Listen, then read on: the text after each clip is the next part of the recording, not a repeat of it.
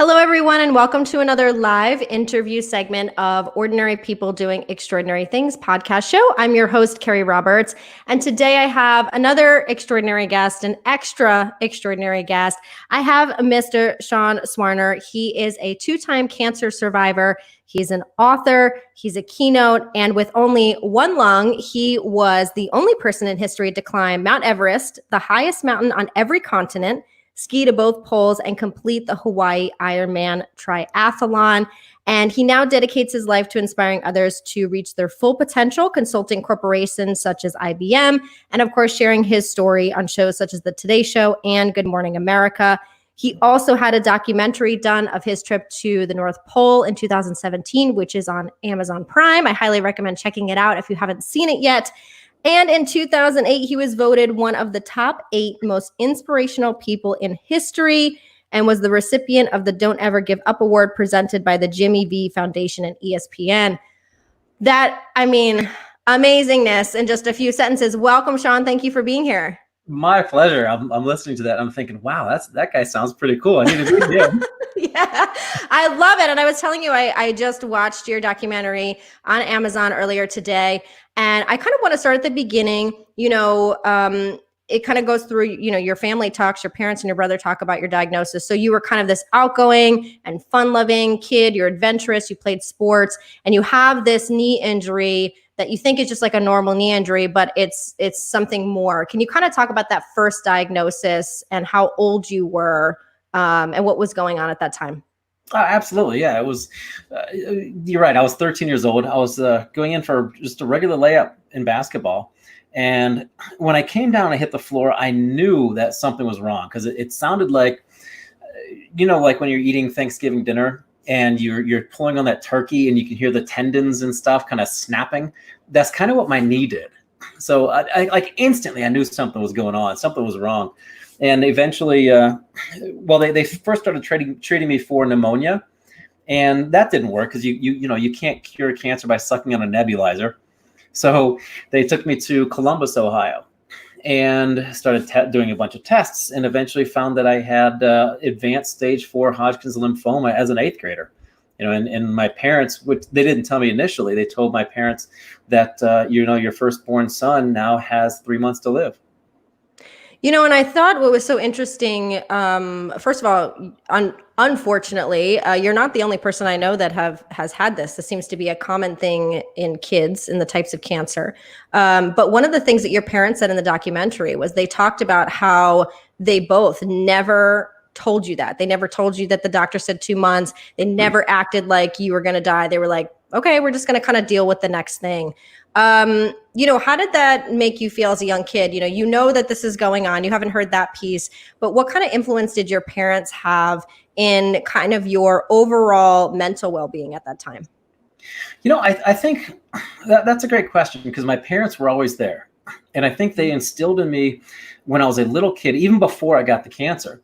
One of the things they taught me was, because I was a swimmer for years and years and years, I never had to be the best. I just had to be my best. So that way I was just comparing myself to me, and I wasn't chasing after somebody else. I wasn't chasing after their dreams. I was going after my dreams. So when this came about, I knew that I was going to be fighting and battling cancer, but I wanted to push myself a little bit further every day. So I enjoyed the time that I enjoyed the good days, and the bad days, I focus on something in the future. So they really helped me mentally, because when you're going through anything traumatic like that, it's more of a mental battle than anything else, I think.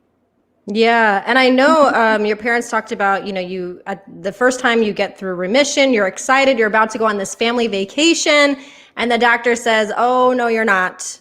There's something else we found. And so this is now kind of the second time, but this is a different form of cancer that came through. Absolutely. Yeah. So the second one was really weird. So I've been diagnosed with 2 terminal unrelated cancers. So they're both primary cancers. And the second time around, I was in complete remission, going in for a checkup for the first cancer, when in one day they found a tumor on an X-ray. They did a needle biopsy. They took out a lymph node. They put in a Hickman catheter. They cracked open my ribs, took out the tumor, put a drainage tube, and started chemotherapy in just 24 hours. So this time around, they diagnosed me with a type of cancer that affects 3 out of a million people with a prognosis of 6%. And this time around, they actually gave me 14 days to live. Three people out of a million people? Is that what you just said? 3 out of a million people get this. And I've done some number crunching, and the chances of me surviving both Hodgkin's and Askins sarcoma is about the same as winning the lottery 4 times in a row with the same numbers. It's impossible. Yeah. We're going to get to some of that stuff later on, because there are some things you talk about in the documentary I want to bring up on some of those facts. But so at that point, they decide that they need to take out one of the lungs. Why was that the thing that had to be removed? So actually, that's a misnomer. I went through 3 months of chemo and then 1 month of radiation therapy and then 10 more months of chemo. So that 1 month of radiation therapy, they just bombarded my right lung, which is where the tumor was. So I actually have both my lungs, only one of them functions because there's so much scar tissue. There's really no oxygen transfer. So when I say I only have one functioning lung, I have both of them, and I kind of look at it. Have you ever seen the movie Finding Nemo? Yes. Yeah. So he has like his little lucky fin. I kind of have like that lucky lung just floating around in there. I love it. And when you got over that and you're still right now healthy and in remission, which is great news after so many years. One of the things you said was you wanted to shout hope on the highest peak. Why was that important? Why was that the thing that came to your mind? Well, because when I was studying, back up real quick. I went to school in a really small town, and everybody knew my business. Everybody knew Sean had cancer. So when I went to college, I turned into Belushi from Animal House. I had a wonderful time. Like, it was a $100,000 party. Thanks, Mom and Dad. I had a great time. And then I went to grad school where I started to focus on what I wanted to do with my future, because there were so many nights I went to bed not even knowing if I was going to wake up. So I didn't really develop this concept of a future. But now going to grad school, I'm thinking, okay, what am I going to do with my life? I have my whole life ahead of me now, as opposed to waking up the next morning and thinking, okay, well, what am I going to do today? Thinking, okay, well, my life. So I was studying to be a doctor in psychology. I wanted to be a psycho-oncologist, a psychologist for cancer patients. But I had my own issues. You can't help somebody else until you help yourself. So I took a sabbatical, I guess a lifelong sabbatical, because I'm probably not going to go back. I took a sabbatical from my studies and started thinking about everything that I'd been through. And I knew that I'd been blessed with a mind-body connection that I can really push myself. And I thought, okay, well, when I was going through treatment, what happened here? How did things, unfold? And I realized that I really didn't have much hope going through there. And I wanted to use the highest platform in the world to scream hope. The human body can live for about 30 days without food. The human condition can sustain itself for roughly 3 days without water, but no human alive can live for more than 30 seconds without hope. And I wanted to use, like I said, the highest platform in the world to give people hope. Is that an actual scientific fact, or is that something that you've decided that 30 seconds you can't live without hope? Because I love that. Oh, it's scientifically proven. No, I'm kidding. I love that. And so you decide your first stop is where? My first stop on climbing? Everest. And I know. So you were like, I'm going to do Mount Everest. Now again, I know you were an athlete. You were, you loved being adventurous before all this happened. But there had to have been some sort of training for, first of all, someone who wants to do this in general. But now you have some, even though you're in remission, there's obviously still some things you have to take precautionary. So we were like, okay, I'm going to do Mount Everest. Like, what is the next step? And how do you start even training for that? So when I was in school working on my doctorate, I was living in Jacksonville, Florida. I don't know too many high altitude mountaineers who live in the States. So in fact, the fun fact is the highest point in Florida is the top of the Four Seasons Hotel in Miami. That's awesome. So you could have done it there too. Yeah, I could have gone up 37 times. So I moved to Colorado, where I live now. I did my first step was doing research. How was I supposed to do it? How do you even begin climbing big mountains? And I realized, Florida's a big sandbar. I had to move. So I moved to the Rocky Mountains. I couldn't train there. So I took myself where the training could be done. And eventually I worked myself up, not immediately, but I worked myself up to carrying 100 pounds of rocks in my backpack up to 14,500 feet. And there's one called Long's Peak, which is down the road from me about 2 hours. And it's 18 miles round trip, 14,256 feet. And I'll do that once a week with 100 pounds of rocks in my backpack, training my body physically. But the first thing that I had to do was train my mind mentally, knowing it was possible. Because if I didn't feel that it was possible, and if I didn't have those emotions of reaching the summit, and I didn't believe it was possible here, there's no way I would have made it. So what did you do? I mean, especially I assume your mindset changed, from before you did it to the first time to when we get to kind of the North Pole component. But what were you doing as a mindset? Were you having mantras? Were you meditating? Were you chatting with someone? Were you reading? What was some of the training you were doing for the mind? I'm a huge believer in the mind-body connection, and you have to believe it before you see it. So I used for training for Everest, I used the same principles that I did to beat the 2 cancers. So when I was younger, I actually visualized myself in a microscopic spaceship dripping out of my IV bag. And I remember going through the clear IV tube, and literally with my eyes closed every night, I visualized my body laying on the hospital bed. I could see the door to my left going out into the hallway, the bathroom over here a little bit further, the television up there, either mom or dad sitting on the recliner chair there, and the window outside. And then I remember visualizing all of that and being almost thrust into my body. And there were tons, millions of these microscopic spaceships, and I was in one of them, or interplanetary spaceships, I suppose. And I remember we all collected in the heart. That was kind of like Grand Central Station. And then I remember seeing from inside my body, inside my heart, I remember seeing the valves of my heart beating. And then all of a sudden it was my turn. So I get launched out of my body, and I would follow this arrows on my dashboard. So if I came to a fork in the, not a fork in the road, maybe a fork in the vein, I would go either left or right, and I would sneak up on the cancer and unload these missiles and lasers and shotguns and everything else that were loaded with chemotherapy. So in my mind, I was actually destroying the chemo or destroying the cancer from the inside of my body. And I did the same thing. And I also pictured myself finishing and winning the 50-meter breaststroke, in complete vivid visualization. I did the same thing going up Everest. Every night I went to bed, I pictured myself on top of the mountain, not from the third person point of view, but from my own eyes. And then I would also incorporate more senses. So I would smell the ozone. I heard the snow that sounded like styrofoam crunching under my feet. I felt the sun's radiation.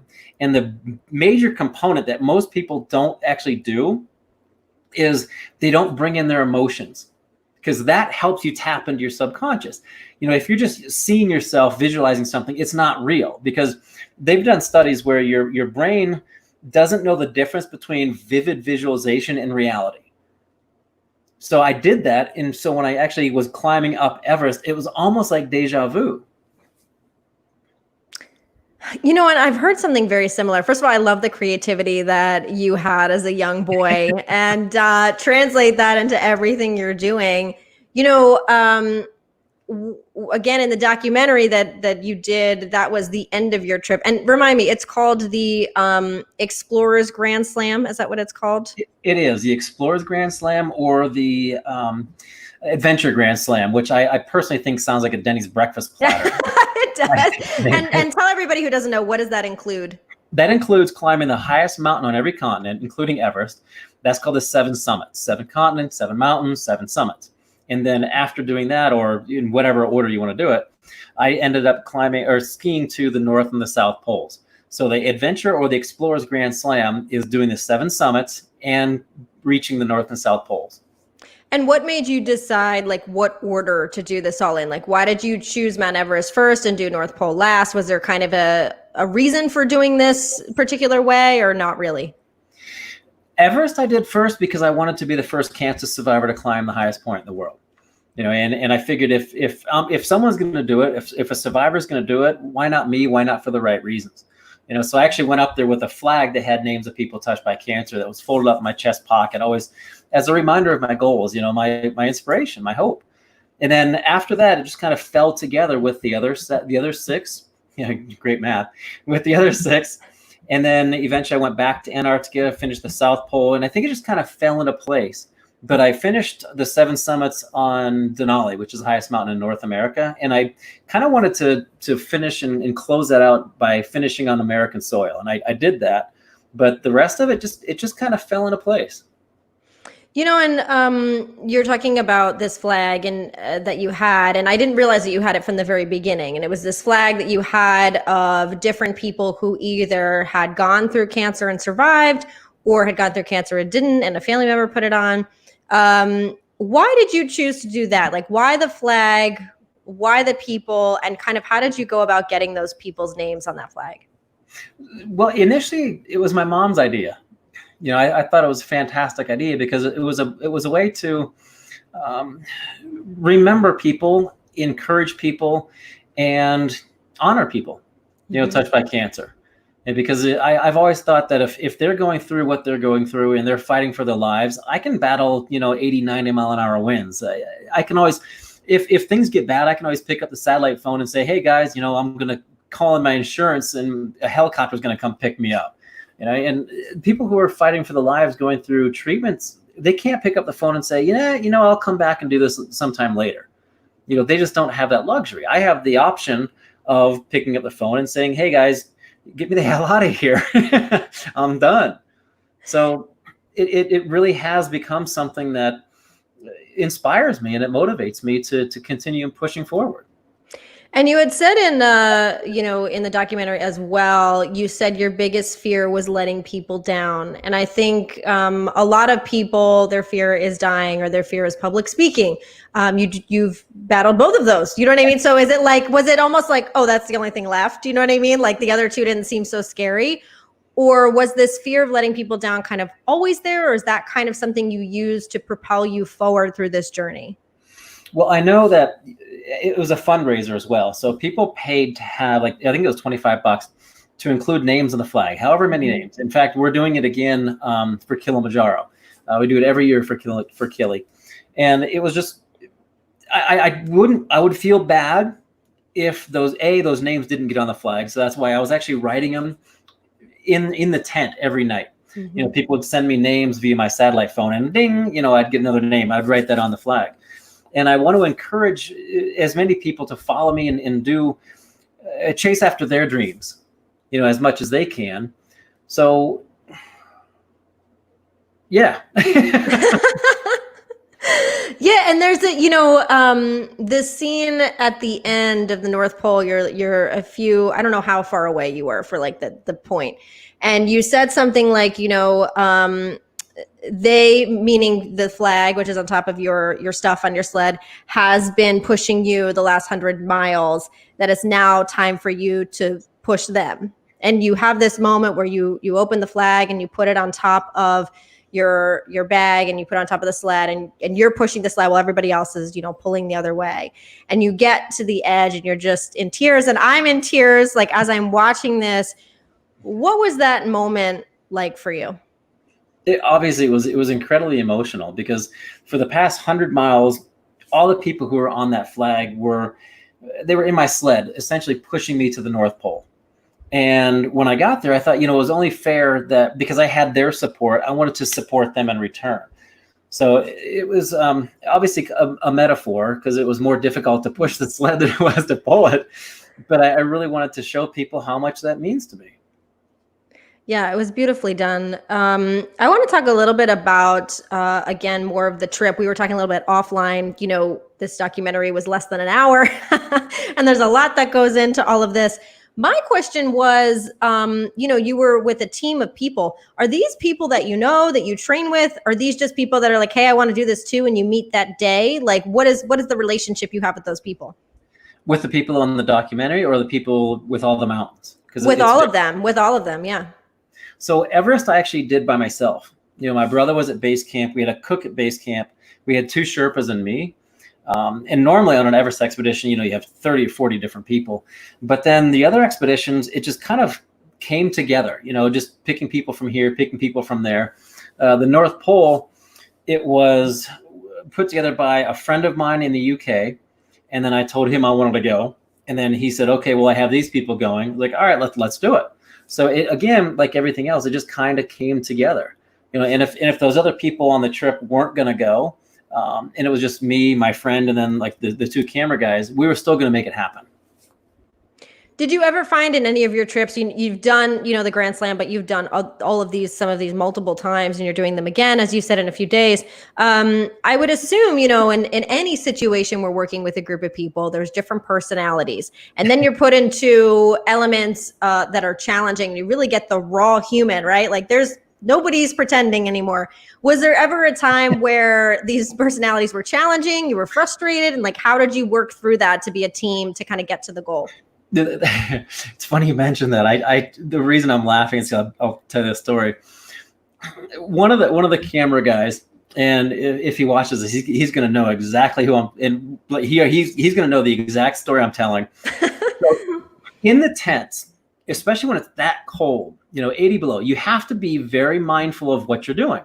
You can't spill drinks. You can't step on your sleeping pad, whatever it might be. And he was in the tent with us. There were three of us, and the tents were so small. You actually sleep, these two guys have their heads up here, and then there's a guy in the middle who has his head down here, his feet up here. So you really squeeze in, kind of like that. And we're getting everything ready for bed. He's drinking his tea, and all of a sudden he kicks it over, right? I explode, right? I'm to the point where I'm like, look, man, something that small could totally jeopardize the whole expedition, because that's your only sleeping bag, that's your only sleeping pad, whatever. And all of a sudden he looks at the other guy and he goes, Sean yelled at me. I do my best to never get upset, right? And I try to never let anybody affect me that much. But it was to the point where I reminded him over and over and over again. And all of a sudden I was like, dude, what the? We talked about this. And all of a sudden he was like, Sean yelled at me. So there's moments he might have done it by mistake. That's not so bad. I know you're talking in a whole, scheme of things that could be detrimental. But it's funny, like when you watch like reality TV, which again, it's reality TV, but right. You see people like just in a house together with everything they need and they go crazy. So I'm just curious, like, is it a different mentality because everybody's like, this is their goal, this is what they've worked towards, so like they're just a little bit in a different mindset, would you say? I think so, because using the reality TV, like the scripted reality TV that you see, they want that banter. They want that pressure. They want people to be at each other's throats. When we're doing these trips, we have a common goal. We're all reaching for something together. A perfect example is Kilimanjaro. Like I said, I take a group up that mountain every year, and I've taken anywhere between 6 people and 30 people. And you're right. There's so many different personality types, but everybody still, they want to get to the top. And because they have a common goal, everyone works together. It's not always easy, but you can also just back up. And I work with people because I'm also a certified professional coach, and I work with people on that. Like, look, no one makes you feel a certain way. You do that yourself. So just take a step back, breathe, and realize, hey, first of all, it's temporary. You're not going to be with that person forever. And just realize that we're all together trying to make one thing happen. Yeah, I think that's a good point. Not just in extreme conditions like that, but in life as a whole. So you started kind of doing these trips for yourself, and then you created this group. And so now you kind of bring people with you. Can you talk about what that group is? Is this all people that are cancer survivors? Can anyone go? What does that look like? And anyone can go. And I've taken people from 13 to 70 up Kilimanjaro. Wow. We do a 6-day hike. We're actually testing out 7 days this year. So we'll just say we do a 7-day hike and then a 4-day safari through the Serengeti, which is it's kind of like a celebration. It's great. You sit on your butt, have a beer, and look for animals. It's a blast. It's a good selling point. It's great. But anybody can go. What happens is the Cancer Climber Association actually funds a survivor's trip every year. totally free of charge. And it's that survivor's responsibility to raise funds for next year's survivor, kind of paying it forward, and keeping it in the cancer family. But anybody can go. And we actually had enough raised to take 3 survivors this year. But of course, a lot of things have changed recently. And we're taking those 3 survivors next year in 2021. And my hope is that with those 3 survivors, we can raise enough to take 5 survivors in 2022. And then potentially maybe 8. And then maybe every year take 12 survivors for free. But like I said, anybody can join. Is there like any requirement as far as, I know you're talking a lot about its mindset, but like physically, do they have to do any type of training or pass any type of doctor's thing? Or can anyone just say, okay, I want to go and do it? Anyone can go. That I do as much as I can to help people train and get them in the right mindset. But it's kind of that analogy of, you can lead a horse to water, but you can't make them drink.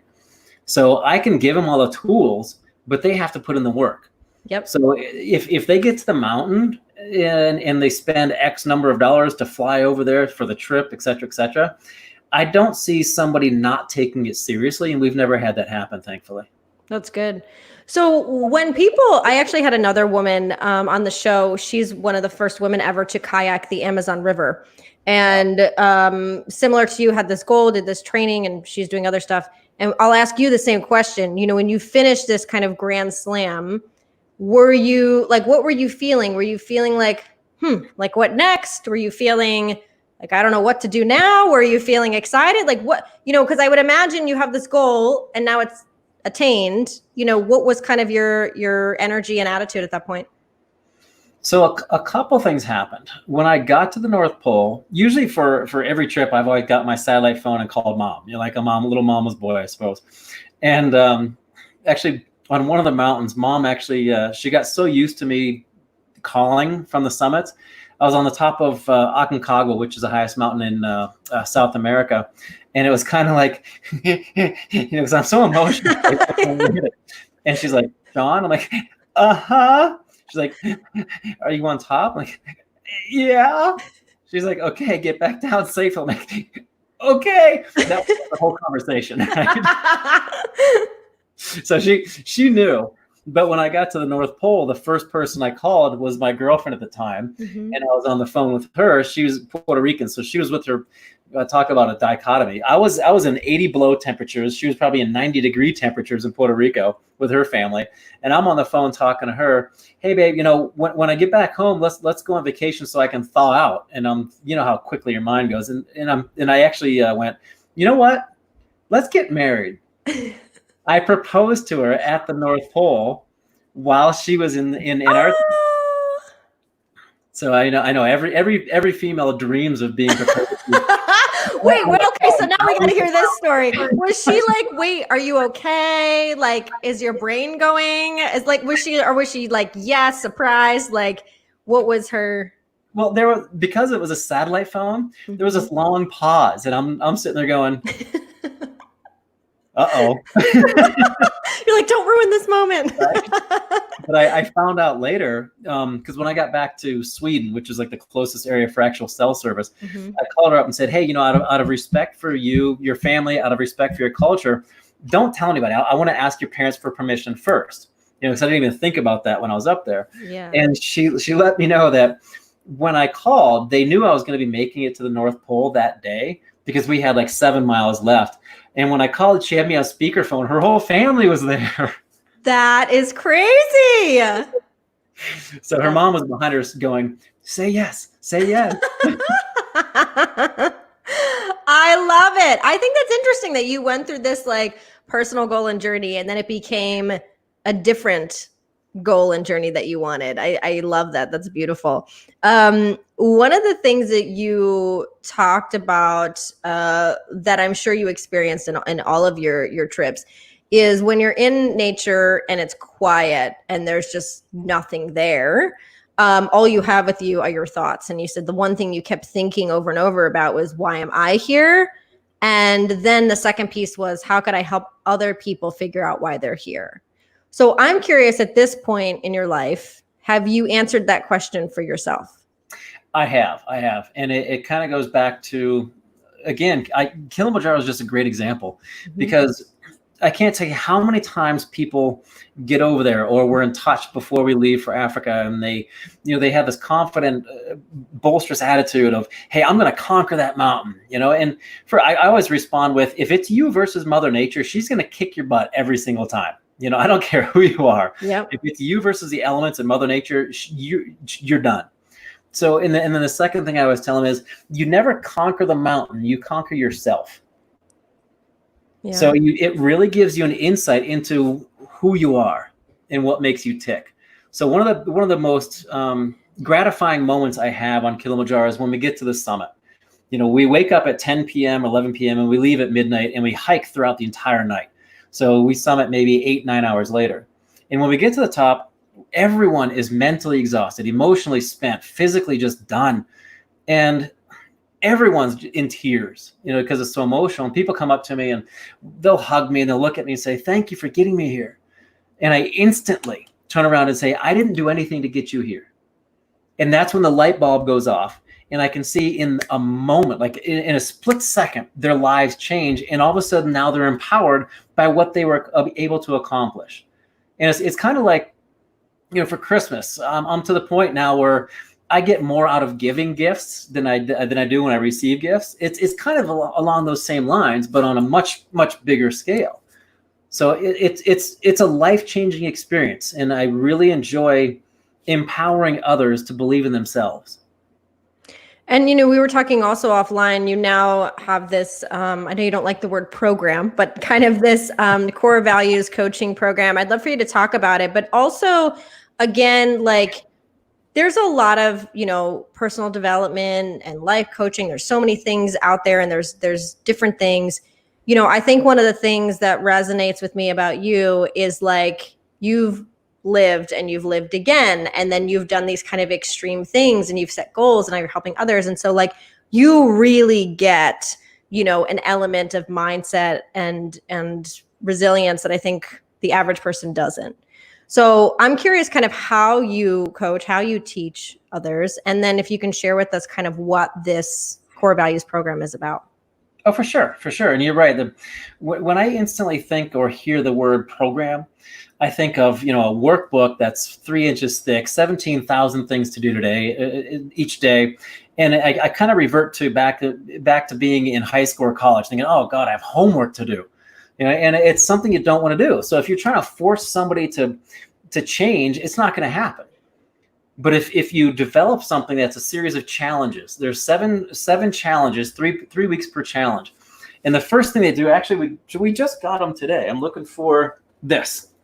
So it's actually it's a journal. It's not a workbook or anything like that. Nice. Is that you? No. That's just really cool stock footage. I like it. But in there, the very first thing that people do is they take what I put together. It's called a core values assessment. There are 60 different values, and people pick the top 10 values.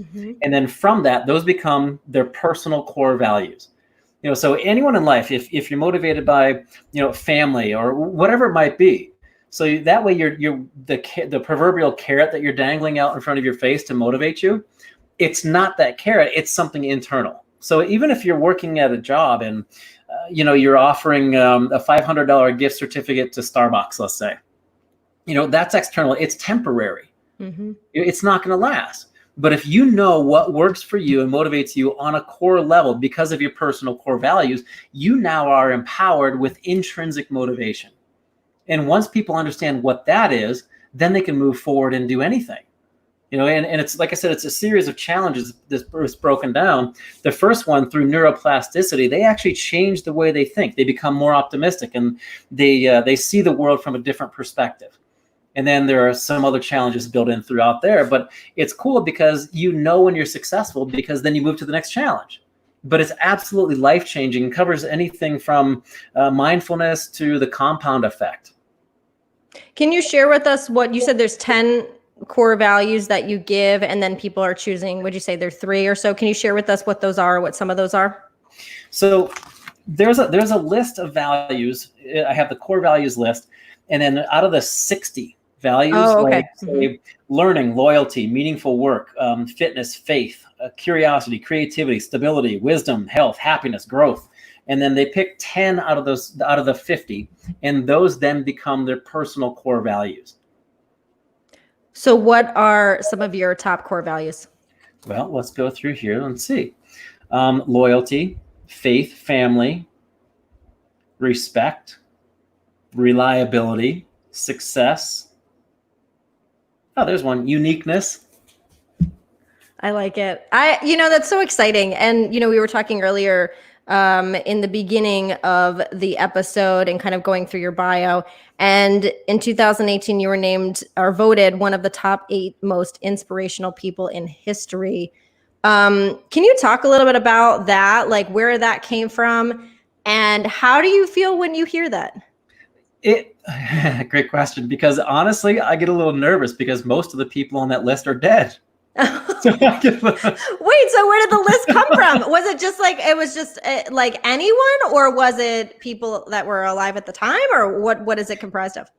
That I'm not exactly sure, but I know Winston Churchill was on there, Bruce Lee was on there, and some other people who are okay. So we gotta. All right, I'm a huge Bruce Lee fan. So the fact that you're up there next to Bruce Lee, I mean, I feel like alive or not living anymore. I mean, that's huge.